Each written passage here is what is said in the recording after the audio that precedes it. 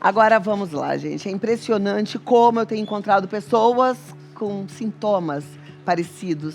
Mudou o tempo, aí já começa. Tosse, dor de cabeça, dor de garganta, dor no corpo, febre, mal-estar, congestão, né? E aí as pessoas falam, eu tô gripado. Será que é mesmo gripe, gente? Hoje a gente vai aprender sobre isso. Gripe, segundo a literatura, é uma infecção aguda do sistema respiratório provocado pelo vírus da influenza. E tem grande potencial de transmissão. E se propaga facilmente e é responsável por taxas elevadas de hospitalização. Nessa época do ano é muito comum e por isso a gente hoje vai conversar com o médico infectologista Marcelo Neubayer, que vai dar dicas de como é que a gente faz para prevenir essa temida gripe. Ninguém quer ficar gripado. Então seja bem-vindo, doutor Marcelo. Muito obrigada por estar aqui com a gente. Eu que agradeço a oportunidade. Viu? Vamos sentar aqui um pouquinho? Eu vou sentar aqui do seu lado. Pode ficar aí que a gente bate esse papo, que depois eu vou abrir para as perguntas do nosso painel. A participação sua, que está em casa, é muito importante. Nosso Instagram é Vida Melhor Oficial.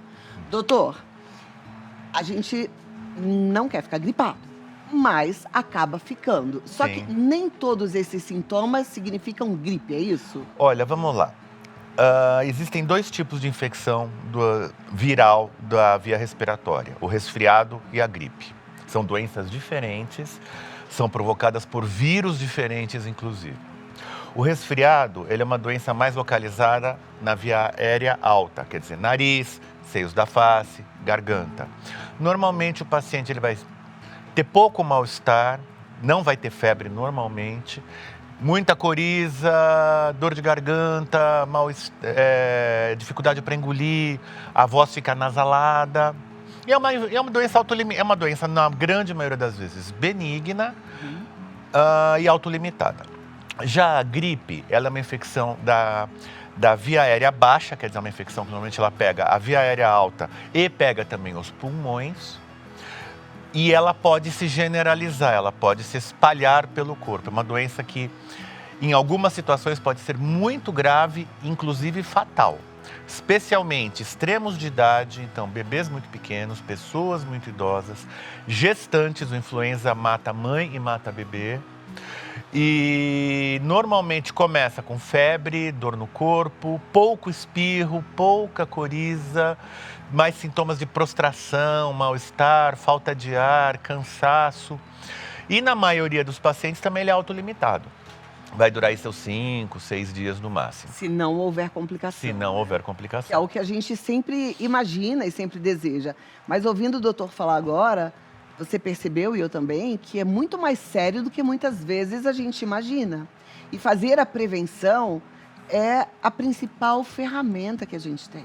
E a gente precisa usar essas ferramentas, né? Eu tenho ouvido muito sobre vacina. E a gente, infelizmente, pelo menos na minha opinião, está vivendo aí um tempo onde algumas pessoas falam mal da vacina, né? Sim. E propagam essa desinformação. Sim, é verdade. Eu queria que você falasse um pouquinho da importância da vacina nesse caso. Bom, vamos lá. As pessoas falam mal de vacina porque dizem que a vacina dá efeito colateral. Isso é um fato. Não existe medicamento que não tenha efeito colateral. Ou como a gente gosta de dizer, evento adverso. Não existe, tá? Água pode ter efeito adverso. Se você tomar muita água demais, você pode ter uma intoxicação por água. E, por outro lado, a gente precisa de água para viver. As vacinas, para as autoridades sanitárias mundiais, que aqui no Brasil seria a Anvisa, nos Estados Unidos o FDA, na Europa o EMA, liberarem qualquer medicamento, esse medicamento ele precisa mostrar que os seus benefícios são superiores aos seus riscos. Esse é o princípio de qualquer medicamento. Os eventos adversos, o nível de tolerância é variável. Por exemplo, eu não quero que um antigripal tenha os eventos adversos que eu aceito num remédio para câncer. A vacina, ela é segura, tá? Ela não é uma vacina de vírus vivo, a vacina de influenza é uma vacina de vírus inativado. E ela é uma vacina que muda todos os anos. Por que ela muda todos os anos? Porque o vírus muda todos os anos. O vírus influenza, ele sofre mutações muito rapidamente. E aí, quando uma vacina é produzida, ela é produzida se utilizando as cepas mais comuns do ano anterior. E, então, e por isso que ela precisa ser renovada anualmente. Inclusive porque esse vírus ele não dá uma imunidade duradoura. A gente pode pegar várias gripes aí ao longo da vida, é o que acontece. E por isso a vacina ela tem que ser repetida anualmente. Os grandes grupos de risco, eles têm a possibilidade de receber essa vacina pelo SUS. Então, profissionais de saúde, gestantes, idosos, crianças. E os demais podem tomar em clínicas privadas. Não é uma vacina cara, não é uma vacina Muito pelo contrário, uma vacina bem acessível para todo mundo. Sim, é verdade. A gente, e ela é uma às vezes, vacina... fala, eu não vou pagar porque não tem, para mim, a faixa etária é liberado no SUS. Mas a gente acaba gastando dinheiro com tantas outras coisas que até podem fazer muito mal. Sim. Né? Por que não investir na sua saúde? Exatamente. A vacina da rede privada, ela é ligeiramente diferente da vacina do SUS, tá? A vacina do SUS, ela é suficiente. Porque, na verdade, a vacina da rede do SUS, ela tem 3 cepas que ela abrange do influenza. O influenza H1, o influenza A, H1N1, o influenza A, H5N2 e um dos influenzas B. Que eu nunca lembro qual que é, porque os influenza B tem nome complicado. A vacina da rede privada, ela tem um segundo influenza B. Só que ele é um vírus muito pouco comum no Brasil. Nós não temos esse vírus no Brasil, então a vacina do SUS ela é mais do que suficiente.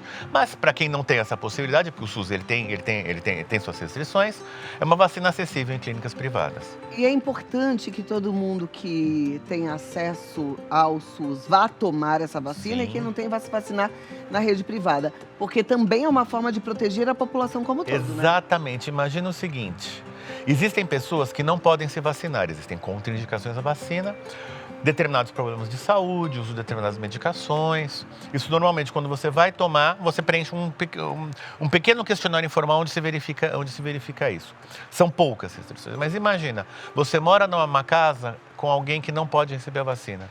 Você não toma vacina, você se contamina e acaba contaminando essa pessoa. Não precisa nem morar na mesma casa, porque às vezes a gente fala assim, não, mas na minha casa não tem ninguém. É pensar um pouquinho naquele que não mora na sua casa, mas que, de repente, mora na casa de um colega seu de trabalho. Ou você contamina esse colega vai para casa. Ou compartilha o elevador do mesmo prédio. Ou compartilha a condução no transporte público. Então... O vírus da influenza está no ar. A transmissão dele é uma transmissão muito peculiar. Quem está eliminando o vírus, elimina o vírus no ar. Esse vírus, ele aguenta algum tempo no ambiente. E como que a gente pega? Normalmente não é respirando. Imagina o seguinte, eu estou resfriado, cocei meu nariz, peguei seu copo. Daqui a pouco você vai, pega o copo, o vírus passa para tua mão. Você vai, coça o nariz ou coça o olho, o vírus entra. Então, uma medida preventiva também muito importante para a gripe, álcool gel nas mãos. Sempre. Interessante que quando, em 2020, a gente começou a ouvir falar sobre Covid, alguns ouviram em 2019, mas a grande maioria em 2020, a gente ficou, assim, doido com álcool gel. Todo mundo tinha álcool gel na bolsa, todo mundo passava álcool gel o tempo todo. Gente, os vírus continuam aí, inclusive o da Covid. Sim. Né? E o álcool gel continua sendo fabricado. Por que é que as pessoas esqueceram? E tem gente que faz ainda pior, tem gente que nem lava as mãos. É verdade. Né? Olha, eu diria que é mais ou menos o mesmo motivo que os adolescentes deixaram de usar preservativo para se prevenir de doença sexualmente transmissível. Se pega a minha geração, que eu tive a minha adolescência nos anos 80... Como a gente só ouvia falar de AIDS. Né? AIDS. Era impensável não usar. Você pega a geração de agora, que não tem mais esse medo da AIDS como nós tínhamos, e o resultado disso é que a incidência de doenças sexualmente transmissíveis, particularmente a sífilis, está lá em voando. Cima. E não é por falta de preservativo nos postos de saúde. Exatamente. Tá? Porque todos eles, sem exceção, têm, e em quantidade. Tanto o masculino quanto o feminino. E com a álcool gel aconteceu a mesma coisa. As pessoas se passaram 4 anos, passaram 3 anos do auge da pandemia, e parece que as pessoas se esqueceram que a gente passou lá em 2020, né? Precisa. Eu gostei de você trazer esse assunto em relação à vacina e aos efeitos colaterais, porque a gente precisa acabar com essa história de eu não vou tomar, porque a última vez que eu tomei a vacina da gripe, eu fiquei gripado. Alguém fica gripado porque tomou vacina da gripe, doutor? Não. A vacina da gripe, ela é uma vacina de vírus inativado. Quer dizer, a gente não fala a palavra morto para vírus, porque vírus não é considerado um ser vivo. Então a gente fala que é um vírus inativo. O que pode acontecer, o que acontece é o seguinte, a gripe está rodando. Você se vacinou já contaminado. Isso pode acontecer. E é muito frequente. Agora, o mal-estar da vacina, me deu um mal-estar, me deu uma dorzinha no braço, me deu uma sensação de moleza. Normal. É tão menor do que os efeitos de uma gripe. Sim. Você não faz ideia. Eu queria que você repetisse, queria que todo mundo prestasse muita atenção. O que uma gripe pode fazer com o ser humano? Olha, a gripe pode ser desde uma doença autolimitada, uma doença tranquila, uma doença que não faz nada, e ela pode até matar. Eu passo visita num hospital escola no interior de São Paulo. Nós estávamos com 4 crianças entubadas no pronto-socorro por conta de quadros respiratórios que são próprios dessa época do ano. Um bebezinho de 11 dias de vida.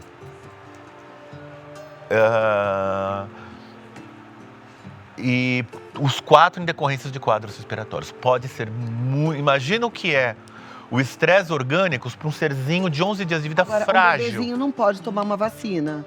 Aí seria o papel do adulto, né? A vacina do bebê, ele tomou quando a mãe foi vacinada, porque a gestante toma a vacina de gripe para se proteger, porque a gripe na gestante é muito grave, mas também porque esses anticorpos passam para o bebê. Então, toda gestante precisa se vacinar. Sim. Né? Quando o SUS abre, por exemplo, os grupos de risco, esses precisam vir ser vacinados exatamente por motivos como esse. Exatamente. Vamos repetir os grupos que estão liberados. Extremos de idade, gestantes, eu esqueci de comentar, portadores de doenças crônicas, particularmente doenças respiratórias. Asma, bronquite crônica, enfisema, são os grupos de risco prioritários. O que pode acontecer com o idoso se pega uma gripe? Morrer. Aí é que tá. Aí é a mão na consciência mesmo. E você pensar 500 mil vezes antes de sair falando besteira, falando mal da vacina, lançando notícias falsas, fake news. A gente tem que combater, tá bom? Doutora, eu vou te pedir 2 minutinhos e vou abrir para as perguntas. Por favor. Tem muita gente querendo participar da pauta. Estou à disposição. E aí você que está assistindo, participe. O programa é feito para você, com o intuito de te ajudar a ter uma vida melhor, uma boa qualidade de vida, tá bom? Vida Melhor Oficial é o nosso Instagram e eu volto aqui daqui a 2 minutinhos, perfeito. Combinado? Mas vamos lá, produção, vou te pedir para liberar aqui as perguntas, a gente já vai para a tela. Você que tem a sua dúvida, segura, porque você vai ter essa dúvida sanada. Mesmo que não seja a sua pergunta escolhida, respondida, com certeza as dúvidas são muito semelhantes, porque somos muito parecidos, sim, né? A Charolaine Lebers pergunta o seguinte: meu filho pequeno começou a ir para a creche. Sempre me falaram que essa é a época que ele pode pegar mais resfriadinhos e esse tipo de coisa. O que posso fazer para evitar essas situações? Aí é que tá, cara ouvinte. Uhum. Você não deve evitar. Isso daí é musculação para o sistema de defesa. O primeiro ano de vida de uma criança na escola é 1 resfriado por mês, não tem jeito. Na grande maioria das vezes, esses resfriados são muito benignos, eles são chatos, mas eles são benignos. Tem que esperar passar e é uma musculação para o nosso sistema de defesa. O sistema de defesa dele amadurece com esses episódios. Agora, tem certas medidas que as escolas precisam tomar. Quando a gente teve a última grande epidemia de gripe, que foi 2019, ou 2018? Não, foi antes, imagina, foi 2015. 2015, a gente teve uma grande epidemia de gripe. Minha filha, na época, era pequena, ela estudava numa escolinha de educação infantil, a diretora veio conversar comigo e perguntar vamos deixar as crianças, vamos trancar salas, deixar elas no quentinho? Eu falei, não. Janelas abertas, as crianças preferencialmente ao ar livre, bem agasalhadas, mas ao ar livre. O frio não transmite a gripe. Por que a gente tem mais gripes no inverno? porque no inverno nós temos confinamento, as pessoas ficam confinadas. Então a orientação que eu sempre passo para as escolas, janelas abertas, ambiente ventilado e as crianças, obviamente, agasalhadas. Perfeito. Fazer isso até as crianças de um condomínio, que tem agora os condomínios têm a brinquedoteca, dá no mesmo. Ah, não vai à escola para não ficar doentinho o tempo todo, mas fica confinado ali, também não é legal, né? Então precisa cuidar. Agora, doutor, uma dúvida minha, eu tenho um netinho bebê que está na escolinha e ele está exatamente nesse primeiro ano da escola, uma gripe atrás da outra. Eles passam um resfriado, na verdade, atrás do outro. Eles passam esses resfriadinhos pra gente, né? Passam. E por que parece que vem mais forte quando vem deles? Porque, na verdade, a grande maioria das doenças virais respiratórias, elas são mais graves no adulto do que na criança. As doenças virais respiratórias, elas tendem, particularmente o resfriado, a catapora, tendem a ser muito mais intensos no adulto do que na criança. Perfeito. O Luiz Guilherme quer saber o seguinte, boa tarde a todos. É preciso tomar a vacina de influenza todos os anos? Quais reações posso ter? Luiz, excelente pergunta. Olha, tem que tomar todos os anos sim, aquilo que eu expliquei agora há pouco. O vírus ele muda e a vacina também muda todos os anos. Que tipo de reação? As reações mais comuns são dor no lugar da aplicação, nada que uma compressinha quente não vai ajudar a resolver. Dor no corpo um pouquinho, às vezes uma febrícula, um pouquinho de mal-estar, mas é extremamente limitado. Normalmente esses efeitos duram 24 horas. Olha lá. E quanto tempo dura mesmo uma gripe? No mínimo uma semana. Exatamente. Podendo ser pior ainda. Aqui, boa tarde. Uma vez li que ao me vacinar também protejo as pessoas ao meu redor. Isso é verdade? Sim, é verdade. Exatamente porque eu diminuo a circulação do vírus. Eu diminuo a circulação do vírus e com isso eu diminuo a possibilidade das pessoas se contaminarem.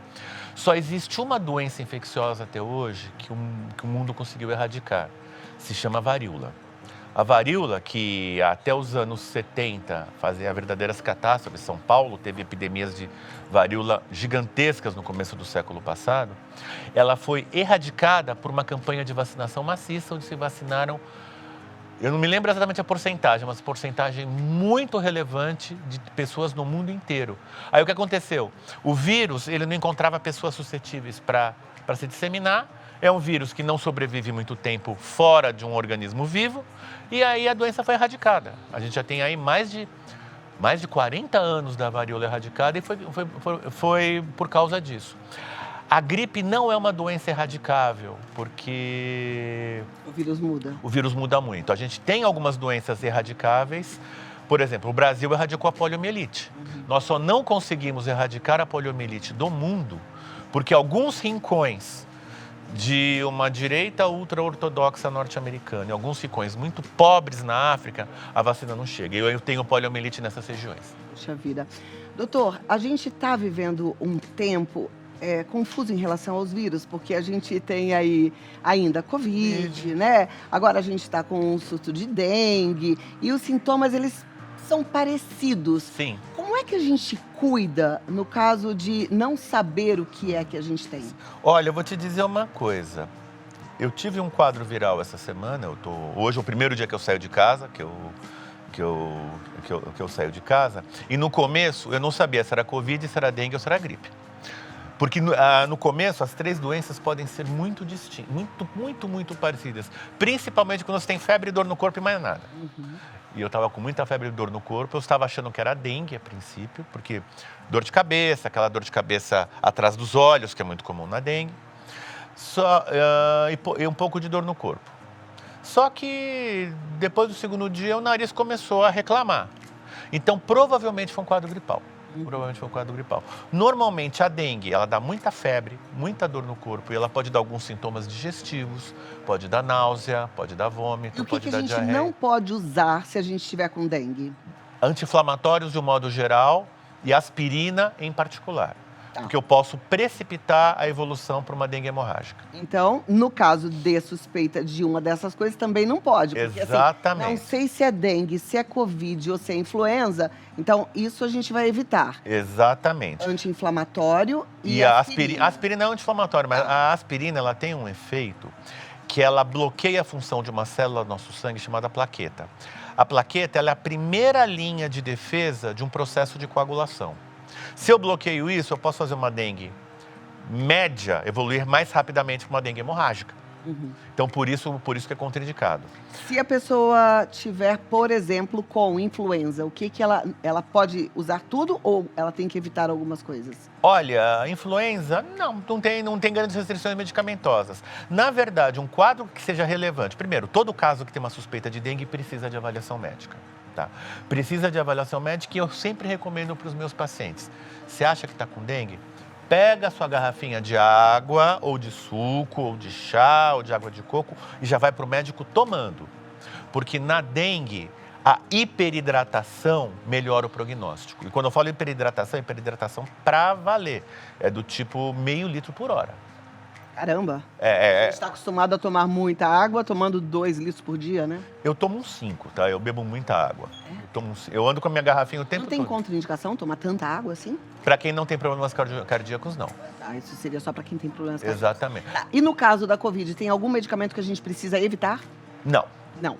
Na verdade... Então, para evitar só os da dengue. Isso. E o restante a gente mais precisa ir até o posto de saúde, precisa ir até o hospital. Exatamente. Tem que saber o que foi que aconteceu. A gente com você, precisa lembrar que nós estamos vivendo a maior epidemia de dengue da história. Uhum. A dengue é uma doença relativamente nova no Brasil. A dengue chegou no Brasil em 1994. Foram os primeiros casos de dengue. E o vírus gostou do Brasil. Aliás, o vírus gostou do mundo, né? Essa que é a verdade. A dengue, hoje em dia, ela é universal. Mas nós nunca tivemos uma epidemia neste nível. Era sabido, o Ministério se preparou para isso, porque a gente sabia que ia ser um ano muito complicado, porque é ano de El Niño. Em ano de El Niño, a temperatura é mais alta e chove mais, que são duas coisas que o Aedes aegypti adora, que é calor e chuva. E aí já era esperado Eu diria que nós estamos agora vivendo o pior momento da epidemia. O que era previsto entre abril e maio, o pior momento da epidemia. Daqui para frente, a tendência, ainda mais caindo a temperatura, é começar a melhorar. Tomara. Olha, a Ana gostaria de saber o seguinte: minha filha está com uma crise de bronquite no momento, porém medicada. Ela pode tomar a vacina mesmo assim? Pode. Se ela tiver com febre, nós recomendamos não vacinar, não porque a febre seja um problema. É porque se depois da vacina ela fizer febre, eu não sei se é da doença de base ou se é da vacina. Então, mas se ela está controladinha, ela não está com falta de ar, ela está tranquila, não só pode, como ela deve vacinar, porque a bronquite, que na verdade o nome correto é asma da infância, é fator de risco na gripe, é fator de mau prognóstico na gripe. Por isso, inclusive, está sendo liberado pelo SUS e você pode dar essa vacina no posto de saúde. Exatamente. Né? Um paciente pode tomar 2 vacinas no mesmo dia ou mais? A gente não recomenda. Os lugares até fazem, mas por uma questão de já que o paciente está lá. Só que você soma os efeitos colaterais, né? Eu atendi hoje de manhã, eu dou aula numa universidade. Eu atendi uma aluna que ontem tomou gripe e Covid. Ela chegou com muito mal-estar hoje. É a gripe ou é a Covid? Não sei. Né? Tratei e tal, ela ficou bem, nada. Eu sou acupunturista, fiz umas agulhas nela, ela ficou ótima. Mas, assim, se o paciente ele é muito orientado e ele não tem um problema de disponibilidade de tempo, eu falo, toma uma, espera uma semana, toma outra. Exatamente. Na semana passada eu tomei a minha de herpes zoster, falei que ia contar pra vocês. Opa, coisa boa. Aí na sexta-feira, todos nós aqui na Rede Vida tínhamos a vacina da gripe. Eu falei, hoje eu não vou tomar, vou deixar pra tomar na semana que vem. Isso. Porque eu já tava com os efeitos colaterais da vacina da herpes zoster. Mas tem que tomar, viu, gente? Tem que tomar. É uma vacina que, infelizmente, não tem na rede pública, é uma vacina cara. Mas, assim, faz toda a diferença. A herpes zoster pode deixar a pessoa com dor o resto da vida. Pois é, isso aqui é triste, né? A gente tem que fazer a prevenção. E olha, a influenza está aí, não é uma brincadeira. E a vacina está liberada e a gente precisa fazer a nossa parte.